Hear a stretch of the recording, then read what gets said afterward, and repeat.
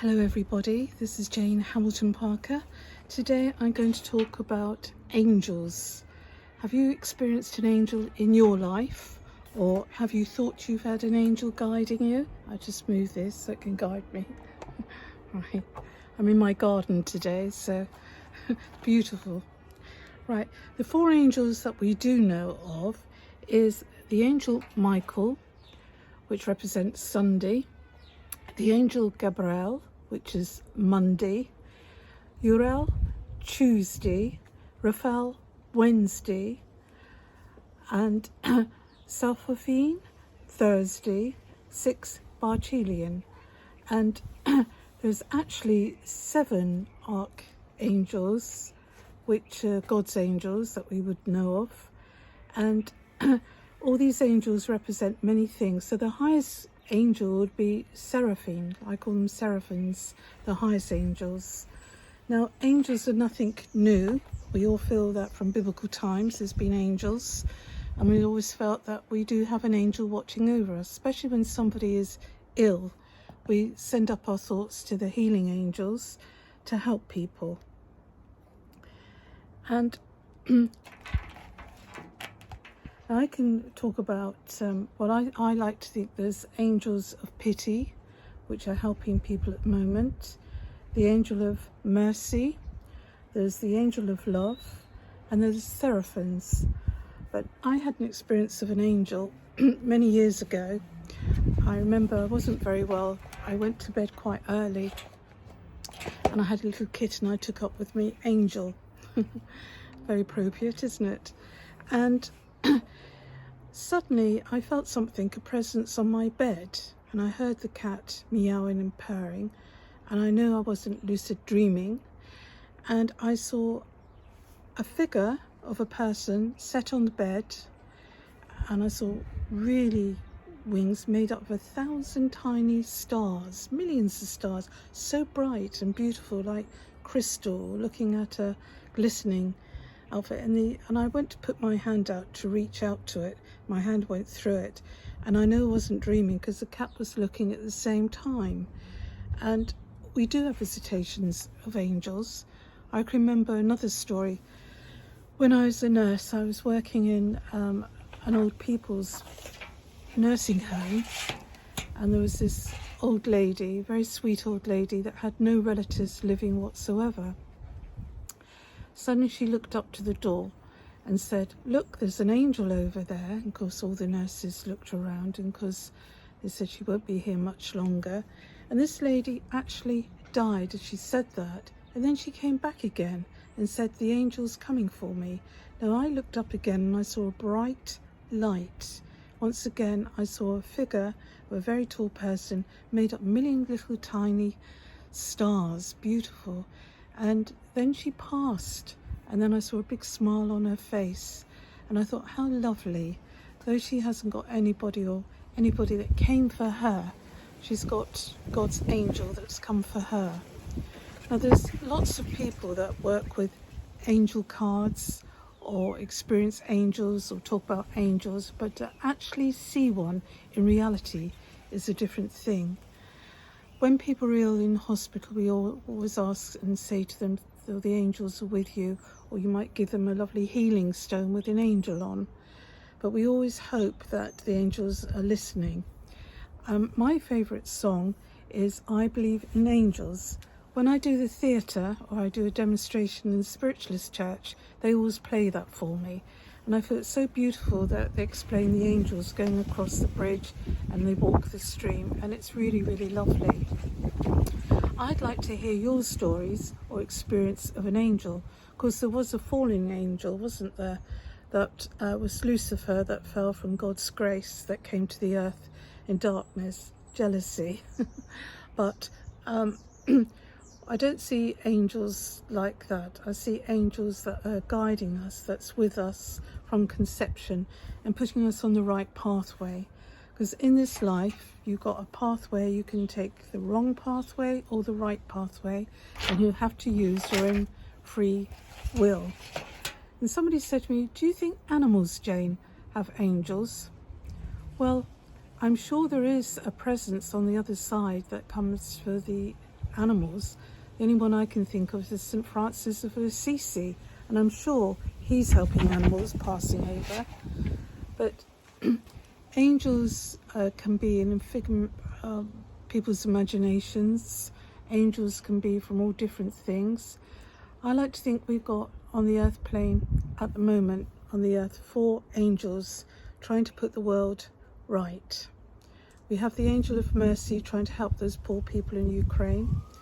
We have the angel of love, the angel that's trying to take suffering, and a healing angel that helps everybody. Now, if you walk around in graveyards, morbid as it sounds, it's quite peaceful and comforting, and you see beautiful statues of angels.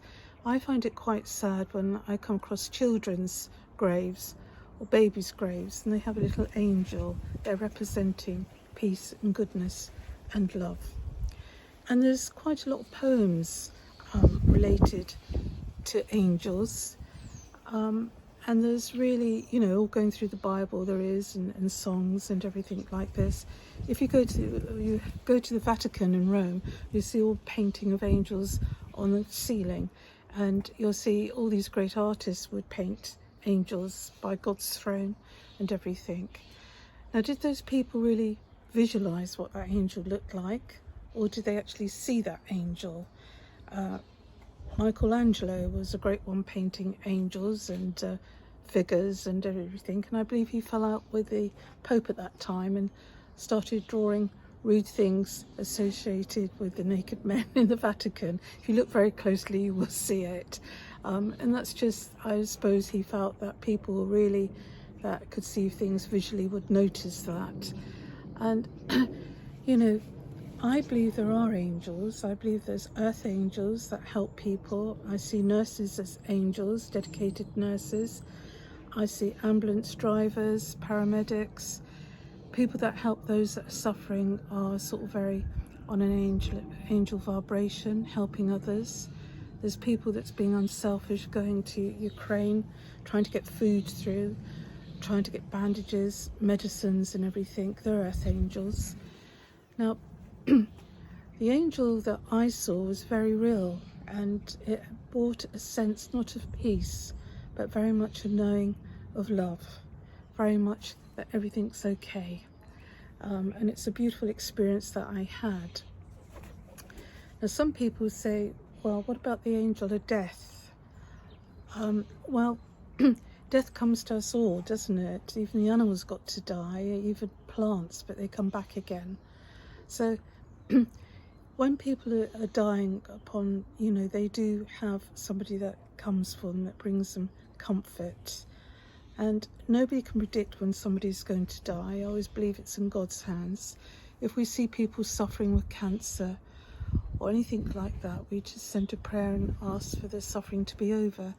Yesterday I was going shopping with my husband, and there was a young child about 8 that'd been run over on a bicycle, and all people were running to help him, and he was obviously in shock. We couldn't stop because there's traffic coming, and there was a policeman that stopped, and the child was quite bruised, and I thought, thank God that child wasn't killed. Thank God that child just had slight facial injuries and that bruising, probably heavy bruising and things. And the person that ran him over, you could see, was very, very upset, which is understandable. But then I think that child's living, that child's alive. But angels, many angels that protect us. If you look in the churches, you'll see wooden carvings of angels. Today I was listening to, it was the Queen's speech today, but Prince Charles was giving it, and there's all angels on the throne. So angels are very important, and they always painted them in gold and everything. I can remember going to Seville and going into the cathedral there and seeing Christopher Columbus' coffin, and it was held up by 4 angels. I can remember going to Sai Baba's temple in Puttaparthi in India, and I saw the Ark of the Convent there, and that was held up by 4 angels. So angels have always been very part of our lives, very part of religion. So if you have time, do give your stories. I will answer you as much as I can. And my next talk, I really don't know what it's going to be because it just comes into my head, but angels have been with me quite a few days now. So are angels an invisible force? Are angels something in reality? Are angels, do we see them in the mind's eye, in the third eye, or do we actually see them in front of us? I have seen them. Now, we've got lots of so-called experts on angels that talk about angels and have encounters with angels, so that's quite interesting. And some people have written books about angels, or they've even designed tarot cards with angels. But I believe the most important thing is what an angel means to you. Doesn't it? You ask for the angels' help at times. Do you ask for the angels to look after somebody? Do you ask for the angels to guide me? Why me? Everybody has their own personal angel. But the highest angels are 7 angels, associated with God. If you look all through the Bible, you'll find that. Now, somebody, I remember Ali Mali, the famous, is a bee there. Don't sting me. I have to ask for a healing angel then when it's gone. I remember the famous boxer Ali said, I wanted to know if they had black angels up there. And he said, why is it always white angels? And I thought, well, an angel will come to you what you can associate. So it doesn't matter what colour, what religion you are. It's an angel closest to your heart. So I hope the angels look after you, and I hope you have a good day. And we send healing thoughts out to our Queen at the moment, who's suffering with immobility.